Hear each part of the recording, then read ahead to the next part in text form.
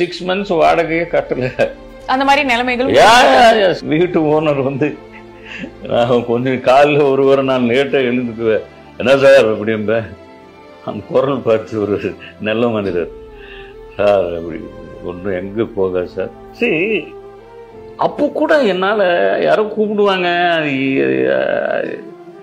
Shooting போய் எனக்கு எனக்கு கம்ஃபர்டபுளாக இல்லைங்கிறது யாருக்கும் சொல்லாமல் திருப்போம் அந்த காலங்கள் உண்டு. இந்த வீடு பற்றின மெமரிஸ் உங்களுக்கு, இந்த வீட்டுக்கு எப்போ நீங்கள் வந்தீங்க அந்த மெமரிஸ்? நான் இந்த வீடு வாங்கி அரௌண்ட் 30 years இருக்கும். அஃப்கோர்ஸ் 30 years நான் ஃபஸ்ட்டு வாங்கினா என்னுடைய ப்ராப்பர்ட்டி. பட் நான் நடிகனாக சம்பாதிச்சது வாங்கலை, நான் வியாபாரம் செஞ்சு சம்பாதிச்சது தான் இந்த வீடு.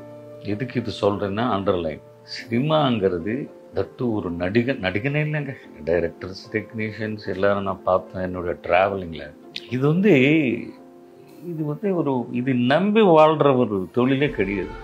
நான் புரிஞ்சுக்கிட்டது ஐ மே ராங் அகைன். அப்போ ஒரு ஹீரோ கையில மட்டும் ஒரு நடிகன் கையில மட்டும் இருந்தா எல்லா படங்களும் சக்ஸஸ் ஆகணும்ல, ஆகணுமா இல்லையா? ஆன்சர் எல்லாம் நீங்க சைலண்டா இருக்கக்கூடாது. ஸோ ஒரு ஸ்டேஜில் எனக்கு தெரிய வந்தது இது நமக்கு இது சரிப்படாது. எதனால சரிப்படாதுன்னு யோசிச்சீங்க? இங்க மரியாதை இல்ல, மார்க்கெட்டுக்கு தான் இங்க மரியாதை, மனிதனுக்கு இல்லையே. நான் ஐ டோன்ட் அக்செப்ட் இட். உங்களுக்கு உங்களை டைரக்டா வந்து டிஸ்ரெஸ்பெக்ட் பண்ணது டைரக்டா இல்ல, நான் பார்த்துக்கிட்டு இருக்கேன்ல. என்ன யாரும் டைரக்டா ரெஸ்பெக்ட் பண்ணா நான் அடிச்சுட்டு வெளியே வரக்கூடிய மைண்ட் செட். எனக்கு அடிக்க முடியலன்னா சைலண்டா வெளியே வரக்கூடிய மைண்ட் செட் எனக்கு வந்து. அது என் பிறக்கும்போது வந்து திமிரு கிடையாது. அதே மார்க்கெட் இருக்குன்னு வச்சுக்கோங்களேன். போன படம் உங்களது ஹிட் ஆயிருக்கும், அதுக்கு முன்னாடி தான் 2 ஃபெயிலியரா இருக்கலாம். ஓகே, நீயும் நானும் சேர்ந்து நடிக்கிற, நானும் இறங்க வரேன் நீ இறங்குற, ஒன்னு தாங்குவாங்க. அதை தாண்டே அப்போ அதை பார்த்தா நமக்கு உங்க கூட இருக்கிறவங்களோட என்னன்னு சொல்லாது. நீங்க பார்த்த விஷயங்கள் எனக்கு நடந்து இருக்காங்கிறது வேற. நான் போனதானே, நான் போக மாட்டேன் ஃபர்ஸ்ட் டைம். இப்போ Rajinikanth super star, he maintenance time. Lunch சாப்பிட்டுட்டு இருக்கும்போது டைரக்டர் ராஜசேகர், யாரும் இல்லை ஜெய்சங்கர் லேட்டாக வருவார். ஜெய் சார் கேட்குறாரு, அப்போ ஜெய் சார் ரொம்ப ஜாலியாக இருப்பார். எத்தனை மணிக்கு வந்தார் ராஜசேகர்? ரஜினி டைரக்டர் ராஜசேகர் சொன்னார், இல்லை சார் 7:30 வந்துட்டார். 5 மணி வரைக்கும் நானும் இவனும் குடிச்சிட்டு இருந்தோம். இதே மார்னிங் அப் டு 5 o'clock. ஓப்பனாக சொல்லும், ரஜினிகாந்த் குடிச்சிட்டு இருந்தாருன்னு அவரே சொல்லியிருக்காரு மேடையில். இதில் ஒன்றும் மறைச்சு பேச வேண்டியதில்லை.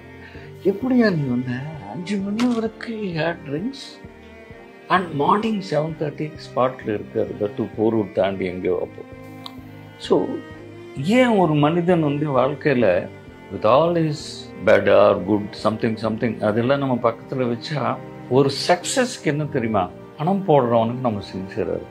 அவனுக்கு கொடுத்த டைம் நம்ம முடிச்சுக்கிட்டு நீ என்ன கும்மாளம் போட்டாலும் அந்த அவனுக்கு என்ன தேவை நம்ம, தட் இஸ் மை பர்சனல்.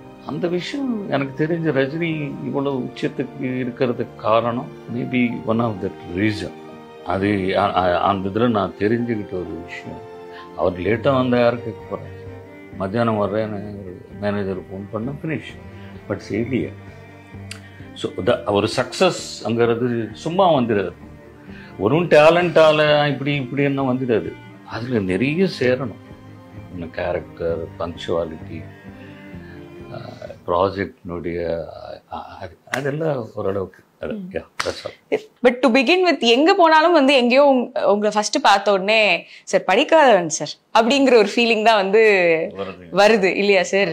பல படங்கள் நீங்க பண்ணாலும் அது வந்து ஒரு ஐகானிக் ரோலா வந்து அமைஞ்சு போச்சு. அதுக்கப்புறம் எனக்கு தெரிஞ்சு உத்தமபுத்திரன் வந்து கொஞ்சம் ரீகால் வேல்யூ அதே மாதிரி நல்லா கிரியேட் பண்ணுச்சு இல்லையா சார்?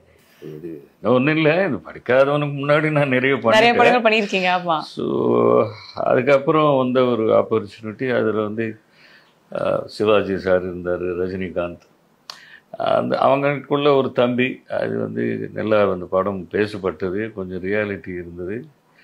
இன்றைக்கி ஐ மீன் ஜெனரேஷன்ஸ் மாறினா கூட யங் ஜெனரேஷனு, அதுக்கப்புறம் இன்றைக்கி குழந்தைங்களுக்கு கூட பிகாஸ் அடிக்கடிக்கு இந்த படம் டிவியில் போடுறாங்க.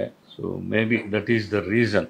அவ்வளோதான் என்னால் நிறைய சொல்லியிருப்பீங்க சார் படிக்காதவன் பற்றி. இப்போ ஒரு மறக்க முடியாத செட்ல நடந்த ஒரு இன்சிடென்ட் ஏதாவது எங்க கூட ஷேர் பண்ண முடியும் சார்? படிக்காதவன் செட் ஸ்பாட்ல நடந்தது ஏதாவது ஒரு இன்சிடென்ட்? என்ன ஒரு நிமிஷம், எனக்கு ஒரு விஷயம் என்னன்னா, நான் ஒன்றும் புதுசு கிடையாது. அப்போ நான் அதுக்கு முன்னாடி ஒரு 30 படம் நடிச்சுட்டு, ரஜினி பொறுத்த வரைக்கும் எனக்கு இஸ் ஃப்ரெண்ட் ஒன்லி. என்ன சேர்ந்து படித்ததுனால எனக்கு ரஜினின்னு கூப்பிடுற ஒரு நட்பு இருக்கு. ஒன்லி சிவாஜி சார் தான் நான் நடிக்காத அவர் தான் பயன்படக்கூடிய ஒரு நடிகர். மற்ற கூட இருக்கிறவங்க எல்லாம் ஜெய்சங்கர், நாகேஷ், தேங்காய் ஸ்ரீனிவாசன் இவங்கெல்லாம் கூட நான் நடித்த ஆர்டிஸ்ட் தான். எனக்கு ஒன்றும் அப்படியெல்லாம் ஏதோ வேணுமனே நம்ம கோத்துறதுக்கு சொல்கிறது தவிர நத்திங். அதுக்கு முன்னாடி என்ன படம் நடித்தேனோ அந்த படம் அப்படிதான். I don't have any memories அப்படி என்னால் சொல்ல முடியும்.